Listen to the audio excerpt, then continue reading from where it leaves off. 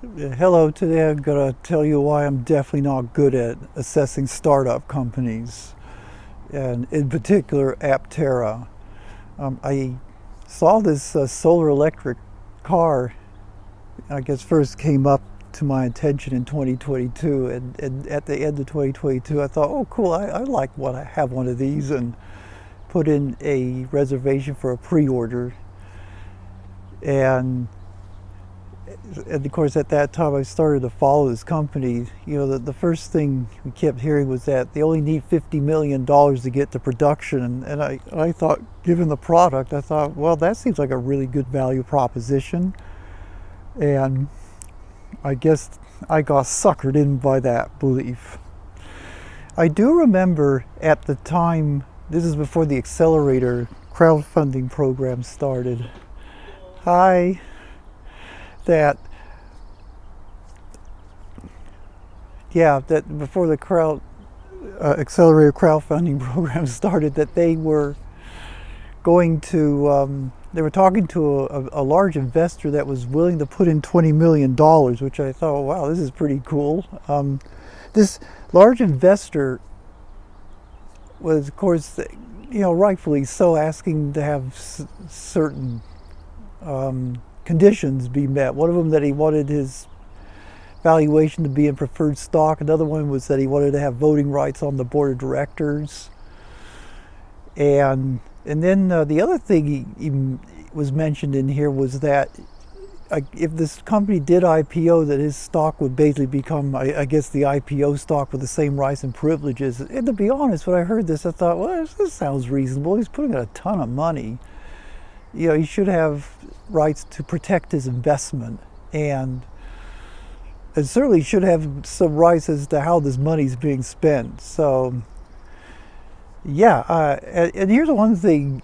I talked about this so-called inspired billionaire thing, and been skeptical about whether they would find one. Well, if this guy's following basic, guy or gal is following basic investment practices of the 1%, not more than 1% in risky ventures, this person was probably a billionaire putting up this money. So, but anyway, nothing came of it. I guess the CEOs rejected this proposition. And as we get later into this video, this for me, among other mistakes I made, it's going to reveal what I could see a real dark side to all of this.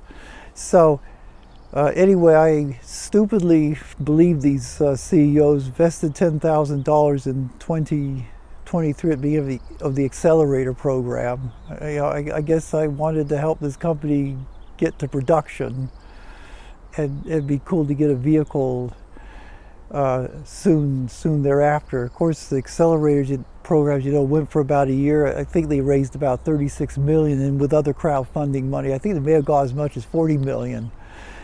And then at the end of this, now they were needing $60 million. And of course, it was always this, when the money comes in plus plus 9 months, we would start to do production. Well, as you know, the U.S. Capitol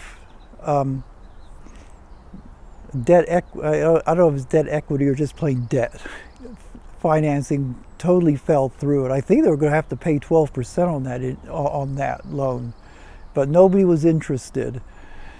And so then we come to beginning of this year, or actually at the beginning really the second quarter of this year, they decided to go back to crowdfunding again. And as you know from a previous video, that upset me a lot. And I voiced my objections to this. And I actually appreciate, there's a YouTube channel called Ninjaneer. He made a reaction video to mine, and I appreciate he did this. I think we need, all of us as Aptera followers or investors, whatever, we need to start having real hard discussions about what's going on here. And obviously he had a different point of view or opinion than I have, and I respect that. I'm happy for him. So, and I'm not going to just be hashing over what he said. I'm just now going to just tell you why I really screwed up big time here. So the next thing is that I started to question, even last year I was questioning the 60 million to production. Well, now I just don't see how it can happen. I think this is an outright lie by these CEOs. And I'm going to lay out what I think they really need to get to production, which I believe is more like 200 million, if not more. And here I'm defining production as meaning that they can build 1,000 vehicles and absorb the costs it will incur making those 1,000 vehicles. What this means is that they're probably going to for sure be spending more to make these vehicles than what they can sell them for. I'm going to assume the $40,000 price point. It probably will cost them at the beginning $80,000 per vehicle, maybe 60, but they're not going to, even they've admitted they won't be cash flow positive for 6,000 vehicles. So that's my definition of production. Production doesn't mean that you just kind of barely get things set up. You make 20 vehicles, and because the cost of making these vehicles is so expensive, it's bankrupted your company. I mean, that's basically what happened to Fisker and Lordstown and Canoe. So, yeah, maybe those companies got a small number of vehicles on the road, but that is not what I call making it to production. So I'll give you my justification for why I think they need a lot more money than what they're saying. Here's a breakdown of what I think they need to get to production. So here are the basic assumptions. $3 million a month. I like this figure. $4,167 per hour burn rate just to keep the business running. And this is the evidence. You can read that later. Anyway, little to nothing of this $3 million actually goes towards supporting production. Again, support for this statement is that they've been at this T plus 9 months for a couple years now. And then it will take 6,000 vehicles to become profitable. Again, there's another statement from the CEOs.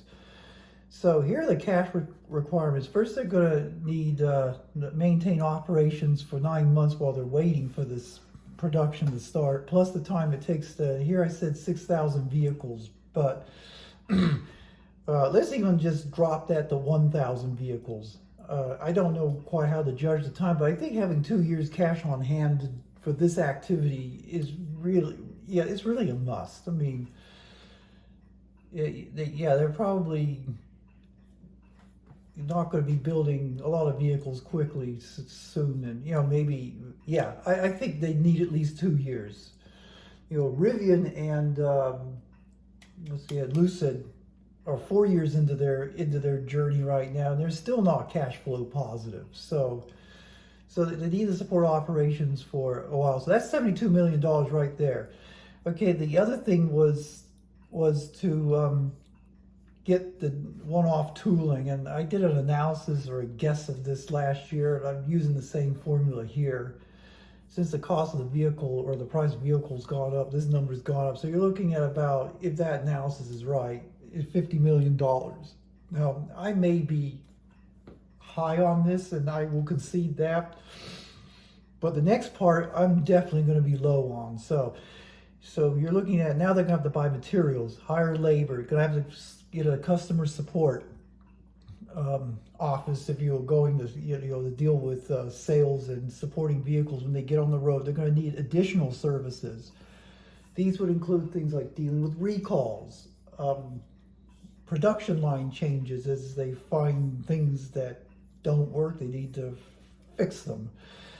And the other one, this is a big one here, is managing losses, because when the first vehicles come off the line, it's probably going to cost them $80,000 to make these, and they're only going to get $40,000 in payment. So they're going to cover those losses. So on 1,000 vehicles, if it's $80,000, I think that comes, well, I'm sorry, it'd be 40,000 in loss. I think that's about $40 million just there alone. Not even worry about these other things. So I guess 20 to 50 million. I think 20 is really off the table. It's probably starting at 50 million and going up. And so when you look at that, they need, I said 150 to 200 million. I did this analysis a while ago, but I've gotten more pessimistic about it since. But they really need $200 million now. to have a chance at this. And so now they're saying they're going to pull this off with $60 million. I can't see any way they can do that. First of all, okay, let's say that we're just going to do the very minimum to get the production, which means that we only need to be open for 10 months. So that's 30 million right there. 9 months waiting for production to start, and 1 month maybe to produce some vehicles you can sell. So that's 30 million right here. That leaves 30 million for the rest of all this stuff. And guys, this ain't happening. This is ridiculous to even think that. Okay, here comes the full-on rant. Mistake number one is not critically assessing whether the 50 million was good enough to get to production. I'm completely screwed that up. And to be honest, you know, when you're looking now at hundreds of millions of dollars to get to production, I'm not sure the value proposition of this product now makes sense to invest that kind of money. You know, that's obviously a discussion for people to have, but it's not clear to me, given that I do think it's going to be a niche product. Number two screw up was not assessing these CEOs' talents and abilities. From what I know of their past, they started the Aptera in 2009 and left the company, and because depending on whether you like these guys or not, the circumstances of how they left is what you say happened, you know, whether they were thrown out or they just quit on their own volition. So there's that. And then the fourth thing is not taking seriously their position that they weren't willing to get help to get this product basically to fruition. All they want is your money. They don't want any help. And the background of these CEOs is not impressive. I mean, I understand it's Steve Fambro went to Saudi Arabia, started a vertical farming business. I don't know what became of that. No one's probably heard of it. I guess Chris Anthony has started a composite boat business. Again, I don't know what became of that. You know, no one's heard of it. Apparently, and I think he's involved in another startup right now, is Engine. In other words, these CEOs seem to have a history of serial startups, if you will, and I don't know what anything has come of this. Now, Aptera, you know, basically is a car-like product. It's, you know, it's a very ambitious project that I think is going to take a lot of skill to, you know, and managerial talent to pull this off. I don't think these guys have anything what it takes, and they seem to have no interest in trying to get help from outside other than just to get money, and that's a red flag to me. It's another screw up. And so, yeah, maybe a little side story here may be relevant. There's a bicycle company called Cannondale that, if you ride bikes, you've probably heard of them. In the 1990s, they were probably pretty comparable to Trek, which is another company you've heard of. And, you know, obviously the CEO of this company was a pretty talented guy, because he took this company from nothing and scaled it up to a pretty big successful business, and he thought it would be cool for the United States to manufacture a dirt bike, and he thought he could pull it off for $20 million.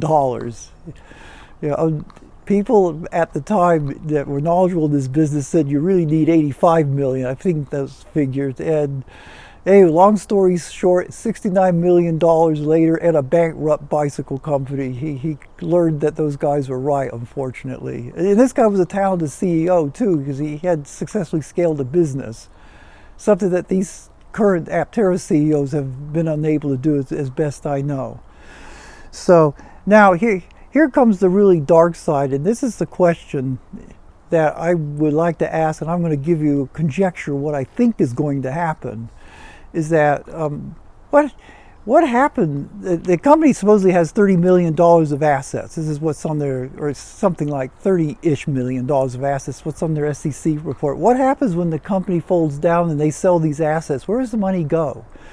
And my understanding is that it goes to people who own preferred stock, which is probably just these two CEOs. Notice that the $20 million investor from years back wanted his stock to be treated as such, and they rejected that. So it makes me wonder if that may be one of the reasons why they did reject it, because if the company fails and it goes down, they sell all these assets. And I realize I probably only get pennies on the dollar, but those CEOs could walk away with a few $100,000 each, maybe $1 million each, letting this company fail. Anyway, it's a question I certainly want to ask. I think we should all be asking. And same. I think this sucks, and of course this whole crowdfunding thing, to me, this is what all bothers me, because it feels like this is the only way they've been able to figure out to be able to raise, I guess, somewhat significant amount of money, which they'll use for a road trip. And here's another thing that to me is a really bad look, regardless of what you may think. Last year, from a fundraising point of view, it was a total disaster. And one of the things Jeff, the engineer, pointed out to me when he was rebutting my videos, that because I was complaining about all this panhandling these guys are doing, he says, well, it's their job to be doing that. So good. If it's their job, they failed miserably. And yet those CEOs gave themselves raises this year. It's not like they're not making small amounts of money. I mean, each of them is making about $250,000. They still give themselves raises. Now, yes, it probably won't make a difference in the financials of the company, but it's still a really bad look, I think, in my opinion. So, yeah, this whole thing reeks that they're setting themselves up for a sweet exit strategy, and maybe all this is speculation, conjecture. I don't know if any of this is fact, but these are questions that the Aptera community should start asking these CEOs, or just the business in general. I mean, what happens to all these assets? And my feeling is that really it almost, to me, now becomes a scam, because those assets have been bought on investor money. It's not their money, it's investors have bought this asset, and then when the company fails, they cash out on these assets and they walk away with the proceeds. My personal opinion is that the only way anyone's going to see a car come out of this company is, first of all, you do need to get the big deep pocket investor. Second of all, you need to let that deep pocket investor run the show. They need to bring the talent and the skill needed to take this thing to production, with people that are talented enough to do this. And that, in my opinion, those two things have to happen. So far, these CEOs are rejecting any help from the outside. They just want your money, which, again, I find pretty unacceptable. So anyway, you don't have to like this, but I do, please comment. Please, let's have a discussion about this.